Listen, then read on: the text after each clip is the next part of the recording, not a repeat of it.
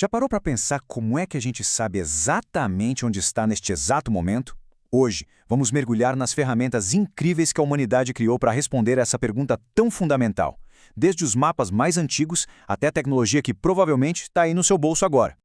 O nosso roteiro é o seguinte: a gente começa bem do básico, no nosso quintal, com as referências do dia a dia.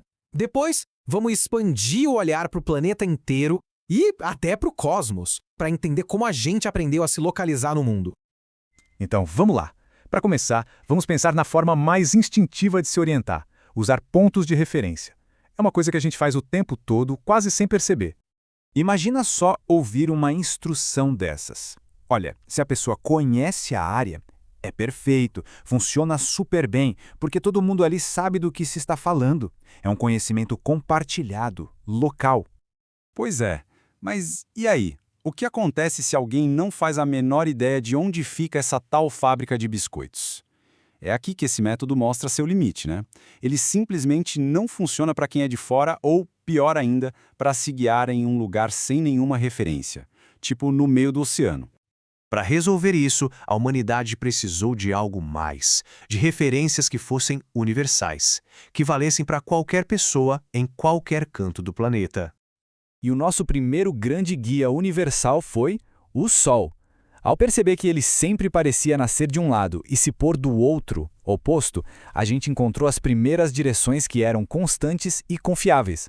O método é de uma simplicidade genial, né? Olha só, é só esticar o braço direito na direção em que o Sol nasce, pronto, ali é o leste. Automaticamente o braço esquerdo aponta para o oeste. A sua frente vai ser o norte e as suas costas o sul. É como ter uma bússola embutida no corpo.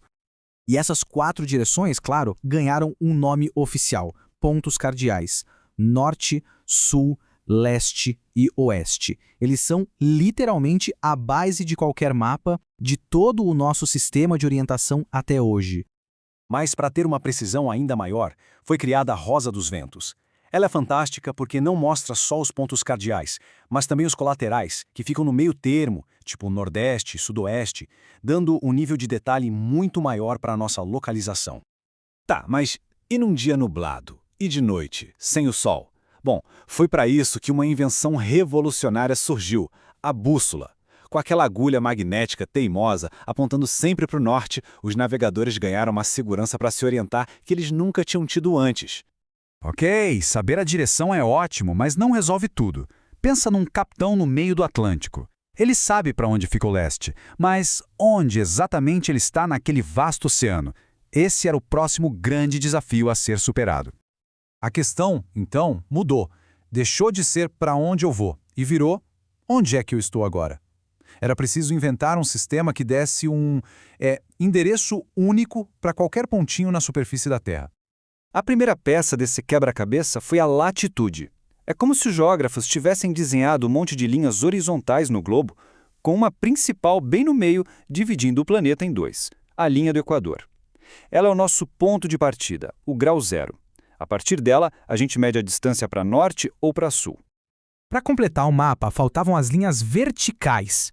Por um acordo, ficou decidido que a linha principal, o meridiano de grau zero, seria aquela que passa por um observatório em Greenwich, lá na Inglaterra. E a partir dela, a gente mede a longitude, ou seja, a distância para leste ou para oeste. E quando a gente junta essas duas informações, a latitude e a longitude, pronto, a mágica acontece. A gente cria as coordenadas geográficas. É um sistema de grade que dá de fato um endereço exclusivo para qualquer lugar do mundo. E o resultado prático é o que a gente vê aqui. Cada cidade, como Belo Horizonte, por exemplo, tem essa combinação única de números que não se repete em nenhum outro lugar do planeta. É como se fosse o CPF de cada local. Fica a curiosidade, né? Qual será a coordenada da sua cidade?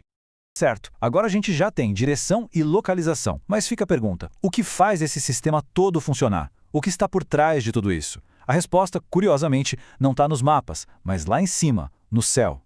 A Terra está o tempo todo numa espécie de dança cósmica com 2 passos principais. O primeiro é a rotação, que é o giro que ela dá em torno de si mesma e que nos dá o dia e a noite. O segundo passo é a translação, a grande volta ao redor do Sol, que, junto com a inclinação do eixo do planeta, é o que cria as estações do ano. E aqui, tudo se conecta. Lembra que a gente usa o nascer e o pôr do sol para se orientar? Pois é, esse movimento que a gente vê do Sol no céu é, na verdade, só um reflexo da rotação da Terra. Ou seja, a base da nossa orientação está no giro do nosso próprio planeta. Agora, para fechar, vamos fazer uma viagem rápida no tempo para ver como esses princípios tão antigos e fundamentais nos trouxeram até a tecnologia que a gente usa hoje. Essa linha do tempo mostra uma evolução que é, no mínimo, impressionante. A gente começou olhando para os astros, depois aprendemos a usar o campo magnético do nosso próprio planeta e, por fim, lançamos nossos próprios astros artificiais, os satélites, para nos guiar. E hoje, essa tecnologia toda está literalmente na palma da mão. O GPS de um celular ou de um carro conversa com esses satélites e calcula a localização exata em questão de segundos. É uma façanha que mudou completamente o nosso dia a dia. E isso nos leva a uma última reflexão que eu acho bem importante. Com o GPS tão preciso no bolso, por que ainda vale a pena saber se orientar pelo Sol? A resposta é simples. A tecnologia nos dá a resposta pronta, mas entender os princípios por trás dela nos dá o conhecimento. Sabê-lo como e o porquê é o que, de verdade, nos ajuda a encontrar o nosso lugar no mundo.